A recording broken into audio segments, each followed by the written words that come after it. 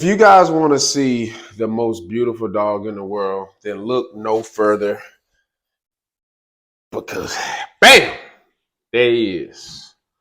This is Kino, just turning 4 months old today. So he's 16 weeks today. Kino is a blue tri Merle. Um, and he has it. He has the looks. I'll show you from the side. He has the looks. He has the confidence as well. And he was the ideal dog. You know, we were out at the store and I was leaving. This guy stopped me. He was like, "Beautiful dog, man." I was like, "Man, thank you." He's like, "Man, that's a dream dog." I'm like, "Man, you're right." It was my dream dog as well. And Kino is so beautiful. He's so beautiful of a pup. And just this Merle coat. Well, let me be honest. All Merles aren't pretty. They aren't beautiful. Some Merles are just regular dogs. But then you have some Merles that are like Kino when it looked like an artist hand painted Kino from every detail. And when I initially saw Kino, or when before I got to Kino, I started, doing my own research, like I encourage all of you to do when it comes to dogs. And I started looking, okay, what kind of dog would I want? And I saw this Merle, and the first thing I thought about was like, man, if I can get a Merle dog and take it and breed it with another Merle dog, that's gonna double up on the Merle, and I'm gonna have some amazing pups. That was my thought. That was my initial research, right? That was my initial thinking of what I was going to do. But as I furthered my research, as I began to look more onto what does Merle, I realized I can't do that. I cannot take a dog like Kino has a Merle pattern and breed it to another dog that has a Merle pattern as well. And today I'm going to tell you why you shouldn't do that. And uh, you should be very aware and stay away from people that are breeding Merle to Merles. I am yours truly, Kelvin and Ashley from Deveauxted Kennels KD on YouTube. I would love it if you like, share, subscribe to somebody that actually cares about their dogs. And today we're talking about why I can't take Kino, which is a Merle, to another dog that looks like a Merle. You know, people that see me in public with Kino and they say, "Man, that's a beautiful dog." And I tell them, "Thank you." They say, "Man, your dog's coat color is really pretty." And I tell them, "Thank you." Most people don't know that Merle is not a color. Merle is not a color.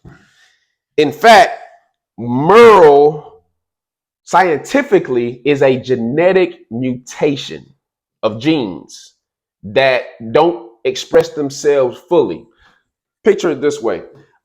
There is a very famous young lady, beautiful young lady named, I think, Winnie Harlow, I believe is her name. She is a model, and she is one of the very first well-known models to have a skin condition known as vitiligo. Now, I grew up in South Carolina, and I was fairly familiar with a couple people that had vitiligo.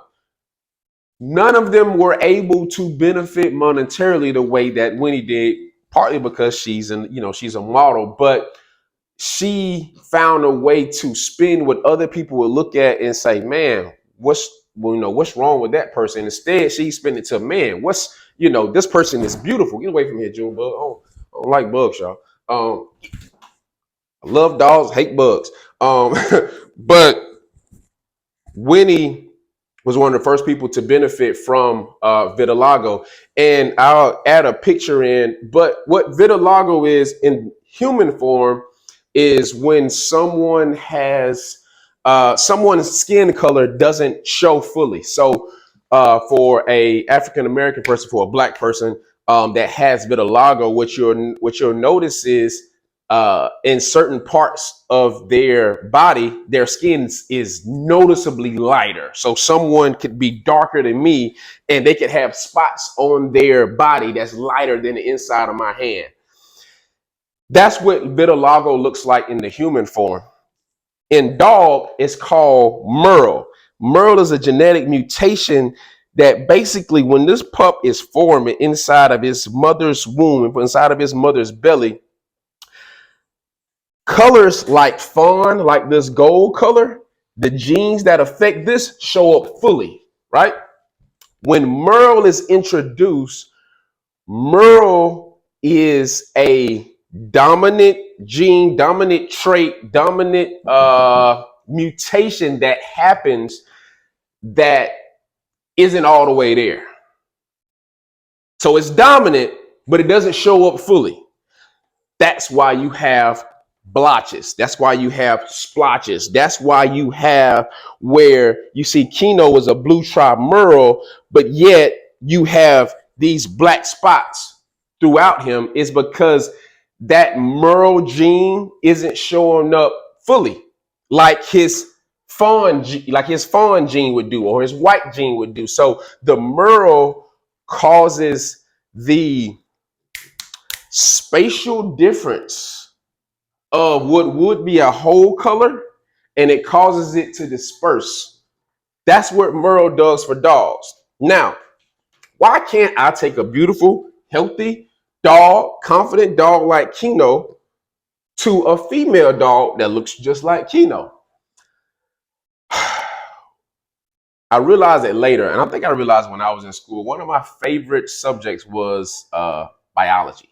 It was how do you take and how do you essentially multiply living organisms, or the breakdown of organisms. That's what biology is. And one of the things you do in biology is you test different theories and phenotypes and genotypes. A phenotype would be physically. Phenotype is physically. What does a dog look like physically? Phenotype is the color that shows up on the exterior of the dog. Genotype would be the inner workings of that dog, things you may not see. Phenotype expresses itself outwardly. Genes are expressed, well, genotypes are expressed inwardly.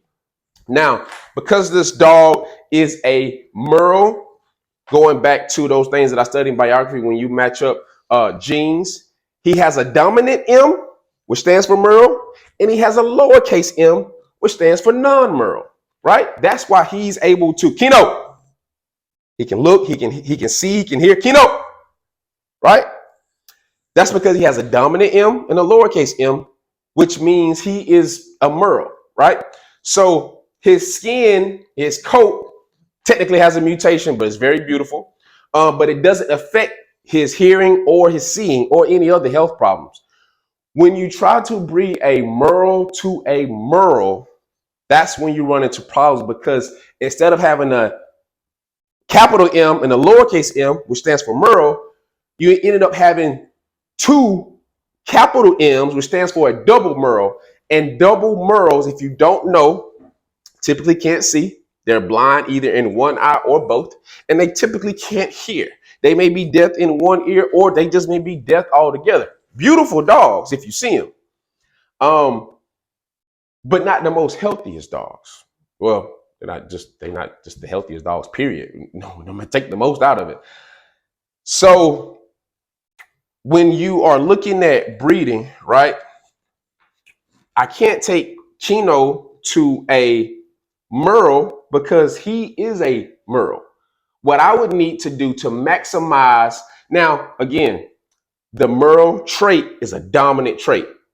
So as long as Kino has a Merle chromosome in his body, Merle mutation in his body, I can take him to any other dog that that doesn't have a Merle in it, and I would be willing to bet anything that I own that he's going to produce at least one Merle out of that litter, because that's how dominant, and that's what science says. It's not what I say. That's what science says. Just by doing that. So instead of taking Kino to another Merle, right, I can take him to a fawn, to a gold, and still get Merle. I can take him to a white, still get Merle. I can take him to a black, all black dog. Kino's mom was all black. His dad was Merle. I'm talking about mom solid black. I'm talking about pitch black. I'm talking about Brian McKnight black. And his dad was Merle, and look how beautiful he turned out. He's a tri Merle. So the tri speaks to the gold, which is the fawn, the white, and he is a blue Merle because his splotch or his blotched splashes of Merle are showing up on a darker his darker spots are showing up on a lighter coat. This is blue Merle. There's a red Merle as well. This is a blue tri Merle. So what I would tell you as I begin to wrap up is do your own research, slow down, and be aware of anybody that is breeding a Merle to another Merle, because even though the pups will look beautiful, they may have the bluest of eyes. You should beware, because those dogs probably won't have a good quality of life. They will look good, but they probably won't perform well with basic things. You calling them being able to see and dictate, where to go or what to find or whatever it is that you may have for them to do. So just like I did, again, I would say do your own research and figure out, and don't just listen to what someone tells you, because this dog business, what I'm noticing is there is a code of ethics within it that everybody doesn't adhere to.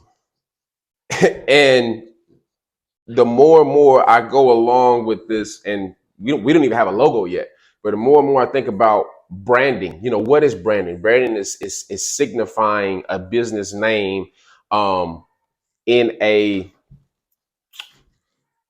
widely accepted way. What does that brand stand for? Nike. Nike stands for athleticism, health, all of those things.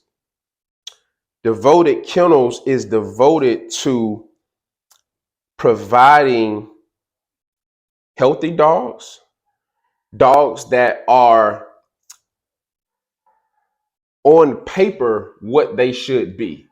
If the American Bully Kennel Club said that a dog should or should not be bred a certain type of way, Devoted Kennels are going to adhere to those things. If a dog should have the capabilities to do what a basic dog should do, see, hear, that's what we're devoted to. Not just color, not just looks. Even though, like I said, like I started this video, this dog is one of the most beautiful dogs that you will ever lay your eyes on.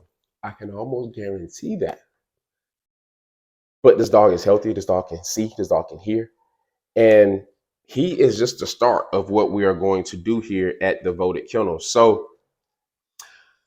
do your own research. Don't take a Merle to a Merle. Don't buy a Merle dog from someone that bred a Merle to a Merle. Slow down, and we will catch y'all back with some more of better ways that you can build better bullies. That's what Devoted Kennels is for. And that's what I want to add in. Devoted Kennels is devoted to producing, building better bullies for all of those people that would like a healthy companion for what they want to do. So I appreciate you guys for tuning in. Please like, share, subscribe, share with somebody that cares. If you know somebody in the dog business that's a breeder, hey, send it to them, because we want to produce better dogs for the world. Knowing we can't supply the world, but what we can do is make it a norm and make sure that we adhere to those code of ethics, and hopefully someone becomes motivated and love dogs enough to where they adhere to the code of ethics in the American Bully Kennel community, and that it starts to get a better reputation as business owners than what it currently has. So I appreciate you guys for tuning in. That's Kino, the most beautiful dog you'll ever see. I'm Kelvin and Deveaux from Devoted Kennels KD. Appreciate y'all.